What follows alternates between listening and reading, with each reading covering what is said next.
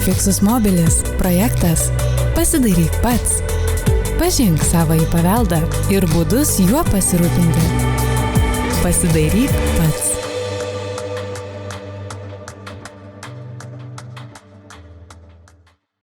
Mėlyjei, galbūt esate patys patyrę, gal stebėjote iš šalies, tikrai esate matę senose filmuose, kaip vaikai laksto stogais, aukštais namų kraigais.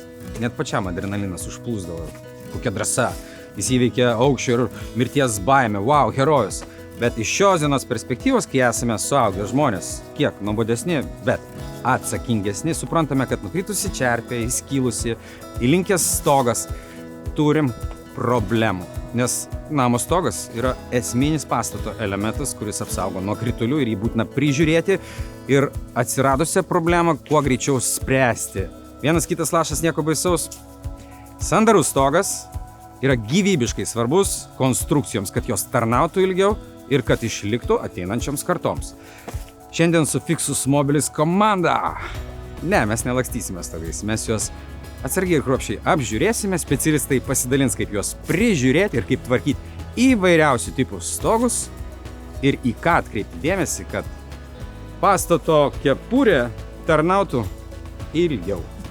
Emilija, aš pažįstu čerpinius, šiferinius, bituminius, skiedrinius, gal ir užtenka stogų tipus, kuris tavo mylimiausias? Vat jeigu žalia šviesa, daug pinigų, kurios? Čerpės. Čerpės? Ai, čerpės.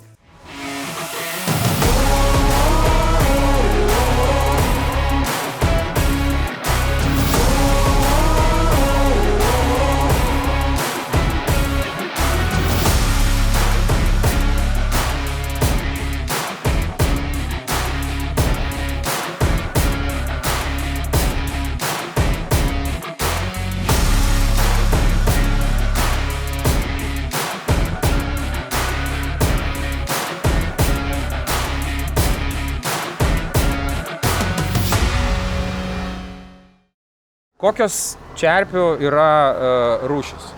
Čia kokia rūšis? Olandiškos arba S formos.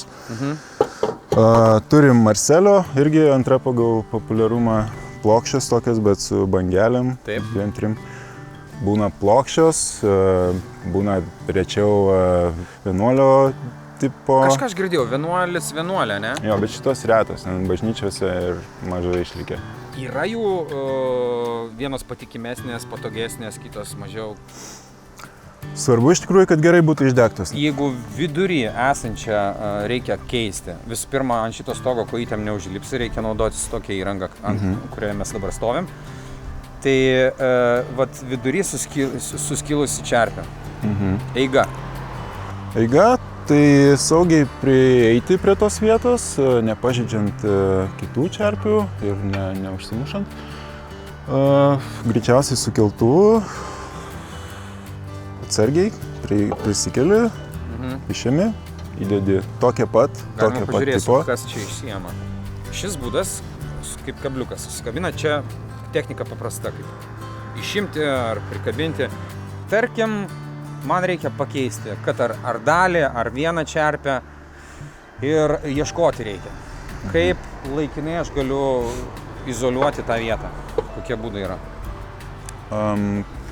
Laikinai, jeigu kol ieškam, galima dėti skardos lapelį su užlenktais krašteliais, kad būtų toks kaip lovys, vanduo nepabėgtų iš šonų. Viskas gražiai nubėgti nuo viršaus, uždėti kažkokios bituminės juostos ant viršaus, svarbu, kad nutekėtų vanduo iš esmės ir kad kuo ilgiau laikytųsi tas pataisimas. Ar yra kažkokių bendrų priežiūros būdų universalių visiems stogam? Istorinių pastatų stogas yra, ir šiaip visų pastatų stogas yra viena iš svarbiausių pastato dalių, nes geras stogas ir sandarus stogas apsaugos pastato vidų, pastato konstrukcijas nuo tolimesnių kažkokių pažeidimų. Ką man daryti, kad išvengti baisybių, patekimo vandens į drėgmės į vidų? Man per lietų kas kartą reikia stebėti ir čia vienintelis būdas? Visų pirma, reikėtų taip stebėti ir esant dideliam lietui, ar ateina metas, kad jau norit pasižiūrėti, ar stogo danga yra sandari, tai nueiti į pastogę ir jeigu ji nėra apšiltinta ir nėra įrengtos kokios nors plėvelės tarp stogo dangos ir grebėstų, tiesiog išjungti šviesą ir stebėti, pro kur šviečia saulutė. Jeigu stogas yra apšiltintas ar yra kažkokia plėvelė, vanduo vis tiek patekęs į vidų, jisai sugebės rasti kelią, prasiskverbti atgal į pastatą. Ir dažniausiai ant sienų matosi skirtumai spalvų tuo metu, patekėjimai. Taip. Pavyzdžiui, jeigu į pastogę užlipę ir pamatė, kad liktais yra pratekėjimas, medienoje dažniausiai yra susidariusios rudos drėgmės dėmės. Jeigu to drėgmės ir vandens patenka daugiau, tai mediena gali netgi ir pradėti pūti. Visuomet apžiūrint stogą patikrinkite vėdinimo angas, jei tokių yra. Apžiūrėkite ir įvertinkite vėjelentes, kokia dažų būklė, ar nėra puvinio medinėse vėjelentėse, ar neišsilankščiusios nesurūdijusios skardinės vėjelentės. Jei jų būklė prasta, atlikite ar organizuokite perdažymo, tvarkymo ar jei elementų pataisyti nebeįmanoma keitimo darbus. Svarbu pažymėti, kad planuojant kultūros paveldo objekto stogo darbus, atkreiptumėte dėmesį į vertingąsias savo pastato savybės. Ar jūsų stogo danga, ar jos tipas, ar mediniai, ar kiti stogo elementai yra saugomi. Čia taip nusileido nuo stogo. Kęstuti, mes su tavo kolega Tomu, mano irgi, kolega Tomu bendravom ir buvom susifokusavę tenais aukštai ant čerpių ir visų įmanomų galimybių keisti, prižiūrėti ir panašiai. Bet stogas tai susidaro ne vien iš čerpių, ne vien tik iš konstrukcijos karkaso, bet ir aplinkui yra įvairiausias medis prikaltas, ne? Tai ypač kai apleidi stogą, mes retai žiūrim į dangų ir stogą. Ir kenčia labiausiai medžio apdaila. Mes čia turime labai ilgas lentas, kurios yra net neobliuotos. Kam jos yra skirtos? Taip, tai yra vėjelentės, tai yra ne tik apdaila, bet ir saugo stogo konstrukcijas. Nuo lietaus, nuo vėjo, nuo aplinkos sąlygų. Ir kągi 21 amžiuje mes išradom tokio, ką va taip nudažai, nuolivuoji ar ką tu padarai, kad užmirštum kokiem 10 metų į priekį. Nes iš ties, jeigu medį prižiūrėti, jis gali stovėti 100 metų. Tai ką šiandien turim? Tai mes dabar naudosime tokį impregnantą, kremą, kuris tuo pačiu impregnuoja, yra kaip ir gruntas ir dar ir suteikia atspalvį, kad ne prie seno pastato būtų priderintas spalva. Impregnuoja gruntas, dažai. Taip. Ir dar gražiai atrodo. Taip. Tai 4 viename. Pasiteisino, gerai.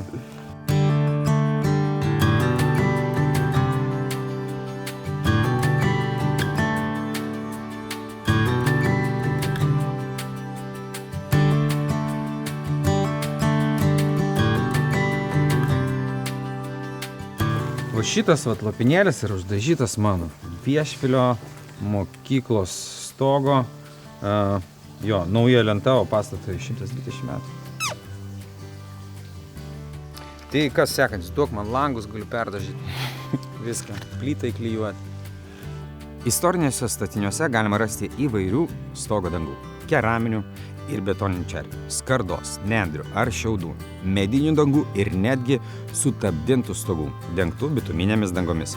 Sovietmečiu didelė dalis senųjų pastatų buvo perdengta šiferiu. Visos šios dangos turi būti nuvalytos ir užtikrintas jų sandarumas, tačiau kiekviena turi savitą specifiką, kurią naudinga išmanyti. Aptarkime šias dangas atskirai ir pasižiūrėkime, kokia kiekvienos stogo dangos priežiūros specifika. Emilija, aš iš taip arti pirmą kartą čiupinėjau, akimis matau skardinį stogą dvaro, bet per atstumą, važinėjant po Lietuvą ir kitas šalis, Latvija kokia, žinai, čia toliausia arba Lenkija, tai dažnai pasitaikantis variantas skardinis stogas, ar tai yra ekonomiškiausias šiais laikais, ar ir kai buvo statomas dvaras, buvo ta pati danga? Iš tikrųjų, istoriniai pastatai ir kultūros paveldo statiniai dažniausiai galima sutikti lygios cinkuotos skardos stogus. Būna tokių stogų, kurie būna dažyta cinkuota skarda. bet ir neišimtis sutikti vario stogo dangos arba švino. Į ką svarbu atkreipti dėmesį, prižiūrint pakankamai naujas stogas skarda, ne, jinai.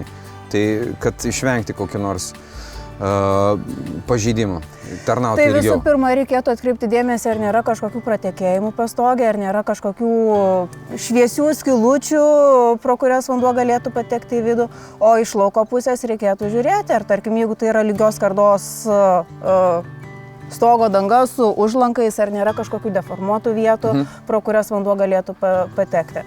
Taip pat mechaniškai, pavyzdžiui, nukritusios šakos ar kokie nors kiti nukritę dalykai ant stogo dangos, jie gali pažeisti tą stogo dangą, gali subraižyti ją. Tai tose vietose skarda jinai tampa pažeidžiama, labiau pažeidžiama ir tose vietose gali išplisti korozijos pažeidimai. Stovim šiuo metu prie skulptūros, kuri yra padaryta iš skiedrų. Tai Tomai, norėjau paklausti tavęs apie būtent skiedrinius stogus ir jų ypatybės. Panašiai kaip ir šiaudiniams ir nendriniams stogams, stengtis, kad nesikauptų drėgmė, kad nebūtų šešėlio. Tai čia tokia pirminis dalykas, kurį reiktų numatyti dengiant stogą.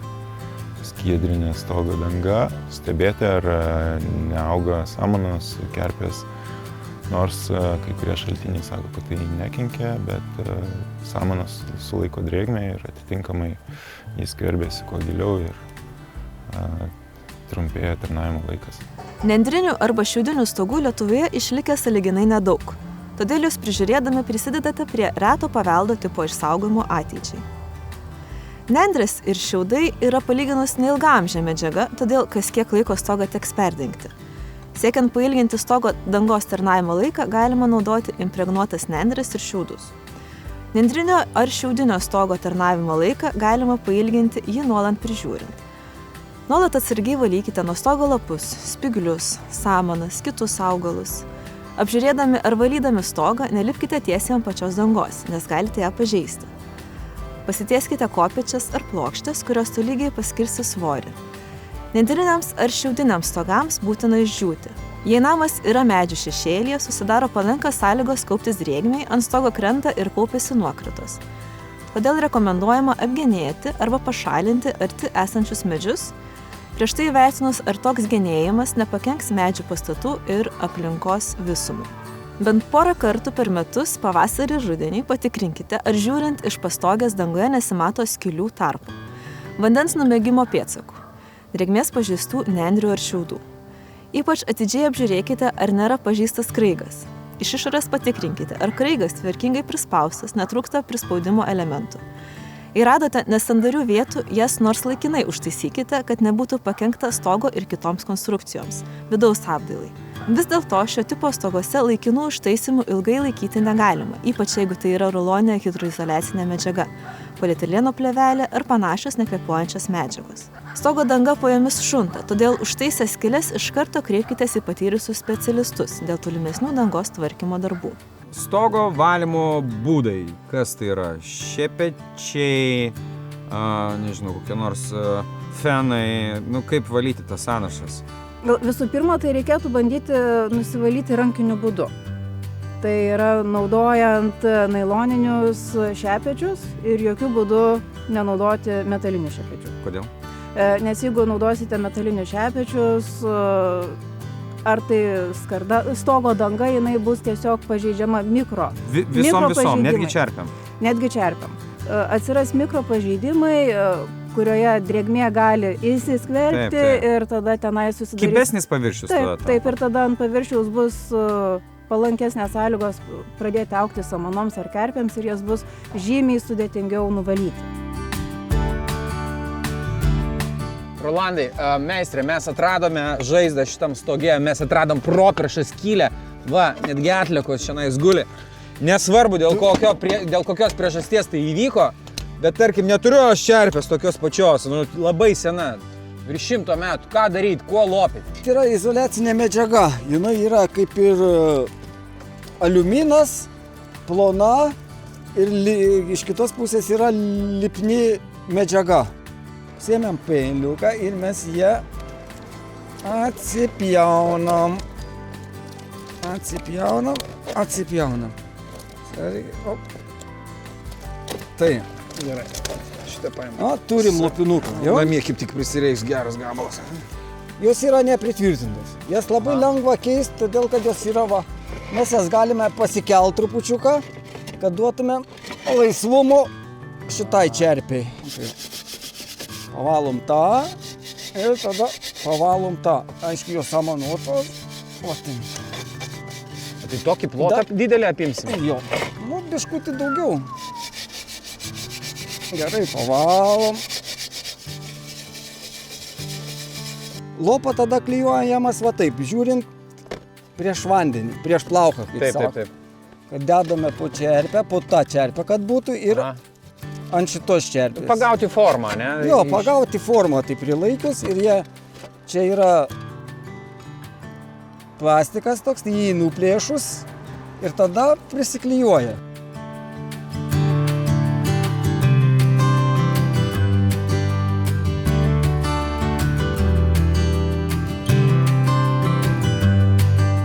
Čia yra skardinis stogas šiaurinė pusė, šitas yra toks rudas dėl rūdžių, bet jam turbūt virš 100 metų arba arti to. Jo, panašiai. Kitoje pusėje ten skardinis ir naujas, ten šiferis, žodžiu, gera danga. Tiek metų atlaikė. Ir čia va šitas pažeidimas, arba šūvis, arba strėlė. Šūvis su vinim panašu. Ai, gerai, jo, tiksliai čia vinis. Tai užtaisyti reikia. Taip. Teisingas įrankis. Jo.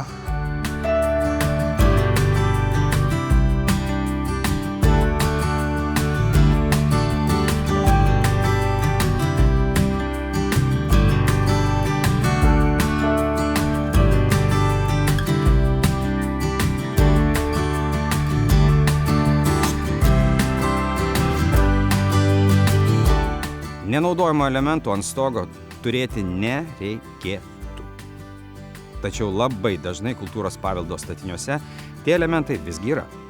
Tad ką reikėtų daryti su tokiais nevertingais elementais, kurie neatlieka jokios funkcijos ir iš esmės tiesiog gadina stogo dangą?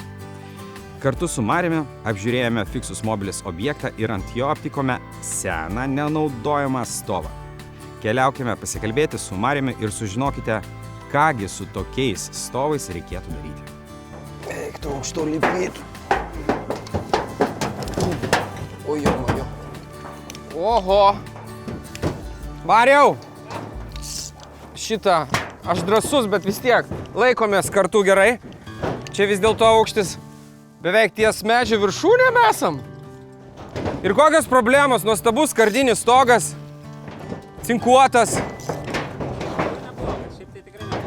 Palauk, aš kaip žaibas vaikšto, labai garsiai skamba po kojom. Palauk, duok įkvėp. Nu, Tarybinis palikimas, ne? visiškai tarybinis. Žinai, kas čia yra? Čia yra laidam skirtas stulpas. Jo, laidam skirtas, o kokiam laidam? Elektros laidam. Ne. Čia yra radio taškas. Žinai, atsimeni radio tašką? Atsimenu, aš Gal dar ilgai gali- gyvenu. Ilgai.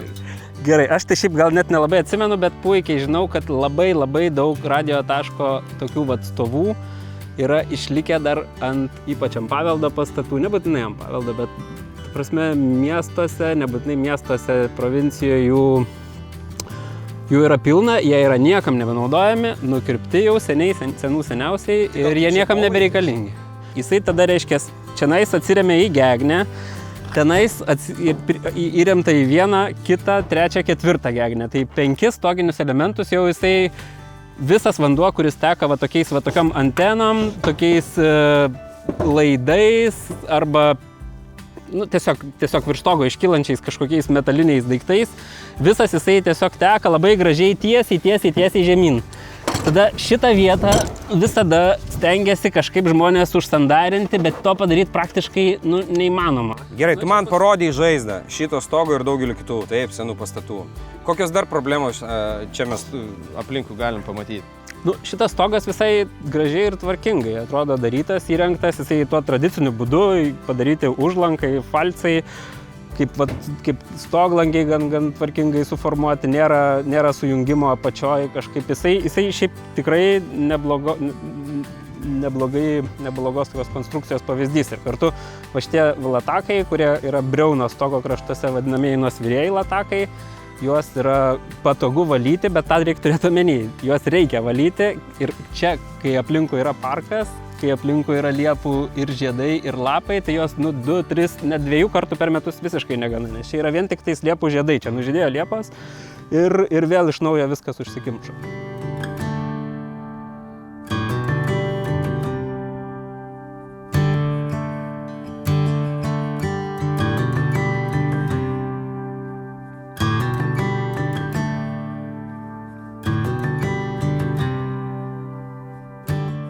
Emilija, šiais laikais cheminė pramonė, taip pažengus tose prekyvietėse tiesiog kalnai chemijos, kuri pritaikyta įvairiausiams būdams ir turbūt ir stogui valyti. Ar yra kokia nors? Yra tam tikrų biocidinių medžiagų, bet jų poveikis yra pakankamai trumpalaikis.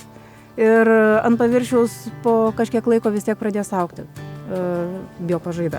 Aš tavęs kaip tinginys klausinėjau, kad norisi, kad kuo greičiau nuvalyti, vis tiek ant stogo nepatogu. Vis dėlto pirmas dalykas tai pabandyti rankiniu būdu. Jeigu nepavyksta, tada jau bandyti kažkokiu, kaip ir minėjai, cheminiu būdu nuvalyti, bet jokių būdų nenaudojant pramoninių valymo įrenginių. Kur slėgis, kur yra smėliasrovė, didžiulė jėga. Taip. Galima prisidirbti. Vis dar populiarus yra štai toks stogas. Asbestinis šiferis. Jo, šiferis ir jo skilimus, kas prilimpa, ar tas pats bitumas padeda išgelbėti. Ar visą plokštę jau reikia keisti? Su asbestiniu šiferiu yra visiškai kita istorija iš tikrųjų. Žmonėms nerekomenduojame dirbti su asbestiniu šiferiu, nes jis yra šiferyje, asbestinėme yra smulkiosios dalelės, kurios kenkia žmogaus sveikatai. Tai rekomenduočiau kreiptis į specialistus, kurie dirba su asbestiniu šiferiu. Asbestinis šiferis dažniausiai nėra autentiška, tai yra vertinga paveldo objektų stogo danga. Priešingai, jis gali būti pavojingas žmonių sveikatai.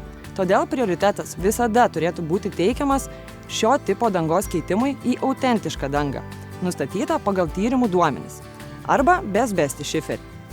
Visais atvejais rekomenduojama kreiptis į specialistus. Kol asbesto gaminiai yra nepakitusios formos, didelio pavojaus žmonių sveikatai ši medžiaga kaip ir nekelia.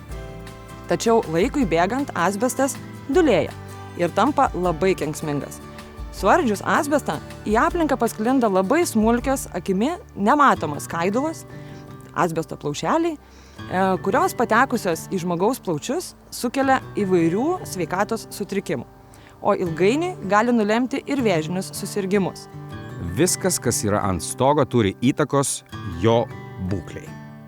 Tad prižiūrint stogo dangą svarbu nepamiršti ir virš stogo esančių pastato elementų. Todėl kartu su stogo danga apžiūrėkite ir tvarkykite kaminus, ugniasienes, stogo tvoreles ir panašius elementus. Radio taško stulpai tai yra toks raritėtinis, super retai pasitaikantis dalykas, bet labai dažnai ir kaminai, ir ugniasienės, ir kokie ten laidus. Visokie stoglangiai, turiniai stoglangiai. Taip, dažnai pasitaiko, ne? Jo. Tai iš esmės, ypač kultūros paveldo objektuose, tai tikrai dažnai. Ir visi tie dalykai trukdo nutekėti vandeniui. Ir kartu jie patys turi būti labai atsparus drėgmei ir nuolatiniai drėgmei. Iš esmės, 2 dalykus reikia visą laiką labai gerai atkreipti dėmesį.